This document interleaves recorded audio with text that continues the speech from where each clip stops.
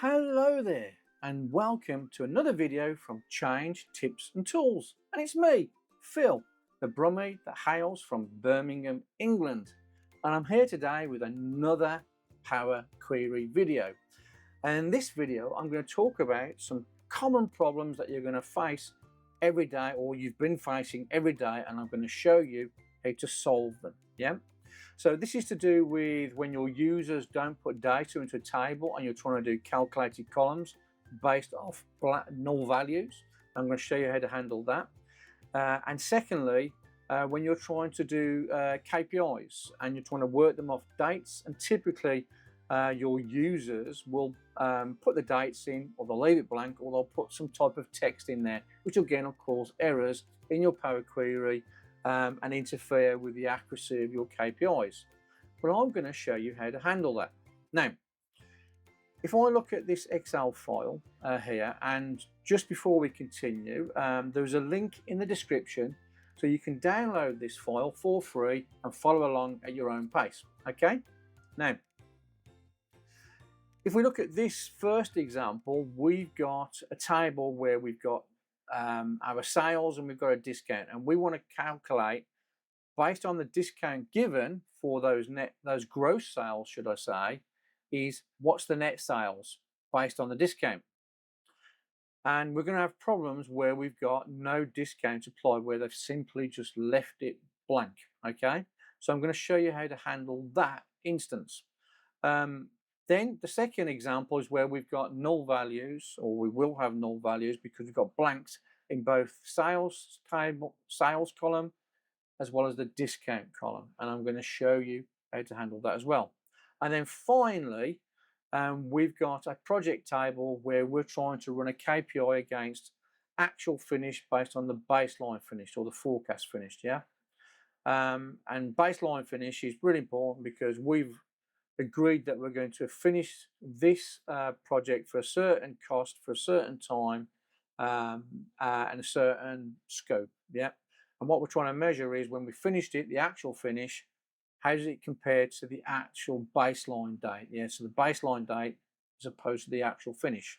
Well, we can see here that we've got some dates here, but then we've got some values here in the actual finish where the users put NA. And again, this is going to cause a problem, especially when you're setting this column type to a date. Power Query will create an error, and I'm going to show you how to handle that. Does it sound interesting?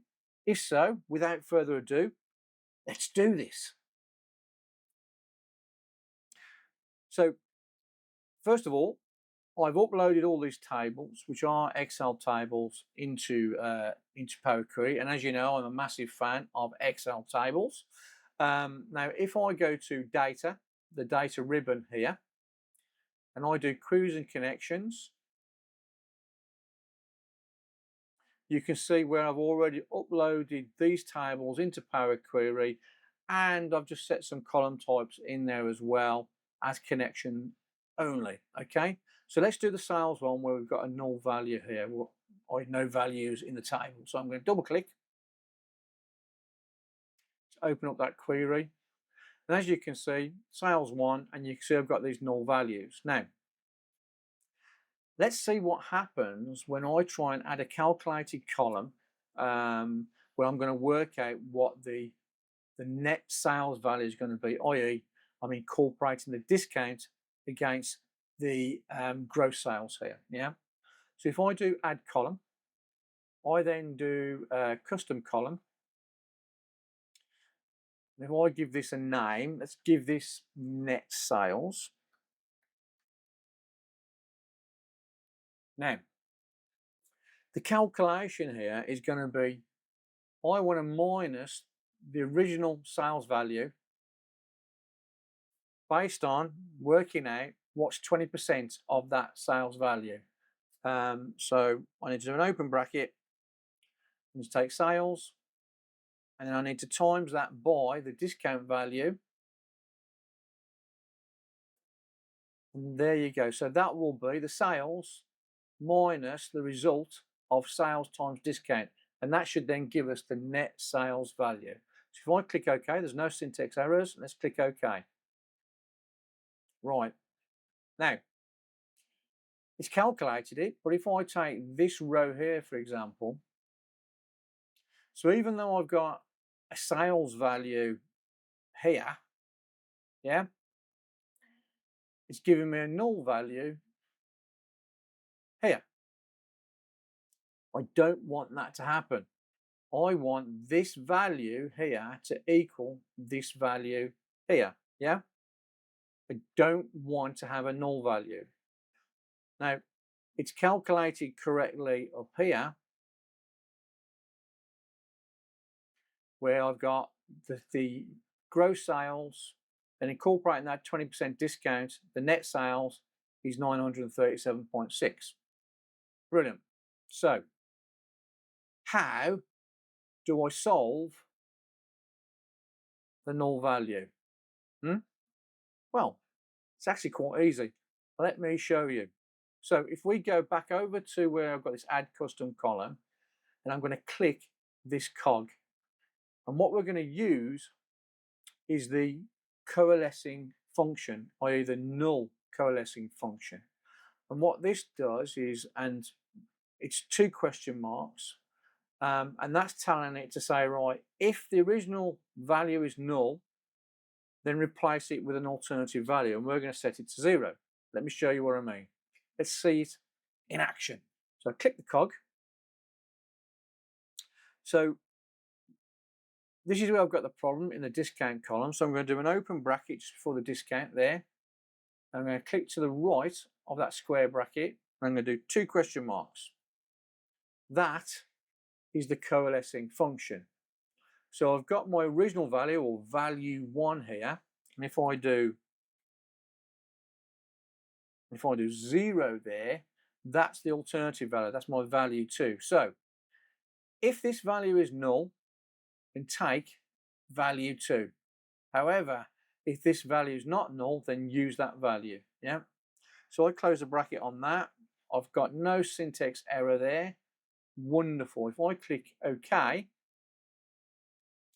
and boom, problem solved. Let's look at that original row where we got a problem. And as you can see, there's our gross sales. Because there's no discount applied, it's now applied the original value. And that's exactly what we want. Perfect. Now, what we've got here now is, obviously this column has got the indicator that the type of this column value is NA, and we want that to be the same as the sales. So again, I will just literally do here on transform column, or the original home column. I can change that to currency, and there you go. But you can see here over to the right, it's added an additional step, and I don't want to do that because I want to keep the steps to a minimal to make it more efficient. So I'm just going to delete that for a second, and let me show you how we can incorporate that within the existing add custom column step. So see here at the top for the add custom column, because I'm just going to click here, the last 2 brackets in between them, and I'm going to do a comma, and you can see it's giving me this option of column type. So I'm going to type currency type, then I'm going to click the tick, and boom, it's changed it without adding an additional step. Brilliant. So there's a small tip. So that works for a null value and a discount value. Let's look at the sales to table where we've got null values in both columns. So again, it's simple to add here. If I do add column and do custom column, again, let's call this net sales. So remember, both columns now have got null values present in these records here. So what I'm going to do is, first of all, I'm going to do an open bracket, because I want to get, so I'm doing the same calculation, sales minus the result of sales times discount. But what I'm going to do here is say, right, with the sales here, I'm going to do 2 question marks for the coalescing function, and again do 0. Because, in fact, no, let's see what happens. Let's see what happens. So I do sales minus the result of the discount. No, sorry. Clicking away, the sales times, let's do the coalescing function again here for the discount. And we're going to do a return a 0 value if that's null, close it, then close it on the calculation. No syntax errors, let's do OK. So you can see that it's working fine here, where we've got a value in the sales value. But if I then look at here where we've got no discount value or no sales value, it's returning a null. And I don't want nulls in here. I want these to be, I want them to be zeros, yeah? So how do we handle that? So all we've got to do is just add that coalescing check to all columns that we're using. So I'm going to do column, just hit that cog over here on the right. So I'm going to wrap this in brackets to the right of the sales. I'm going to do 2 question marks, do 0 and close the bracket. And again, I need to do it against the sales in here as well. So I'm going to add that coalescing check, do 2 question marks, I'm going to do a 0 and then close that bracket. Again, no syntax errors. I'm going to click OK and boom. The zeros, the null values have gone away. Yeah. So again, just over on the type up here, I'm going to do comma and I set this column type to be currency. Then do tick. And there you go. So now the net sales are calculating properly and we've got the same column type as well, all within the same step using that coalescing function. Brilliant. Now let's look at another common problem, which is the date error. So remember, I said that they put NA in here, and because I set the column type to a date type here, it's causing an error. So if I try and do a calculation to calculate that variance, and that variance KPI is we're trying to check whether a project is completed on time or early or late. So it would be actual finish date minus the baseline finish date. If it's a positive number, that means it's been completed late. And if it's a negative number, it means it's been completed early. Yeah. Now, so that's what we want as far as the KPI. So let's do that calculation. So again, on add custom column, I'm going to do here, I'm going to do the custom column, and I'll just give this a name as variance KPI. Yep. So actual finish date minus the baseline finish date. Yep. If I do OK, what am I getting? Now I'm getting an error, but also I've got this calculated in a date format. So I want to get rid of that. So let's first of all handle that, and then we're going to handle these errors here. So what I mean by that is if we just look at these first ones where it's able to calculate it, it's put in a date format because it's looking at it, a date minus another date. But I want it to minus the number, i.e. the number value of that date. And the way that we do that, yeah, is, again, I'm going to go over here to the cog. I want to take the number from this actual finish date. So let's just get rid of this. Start again. So let's do number from here. Do an open bracket and do it from the actual finish date.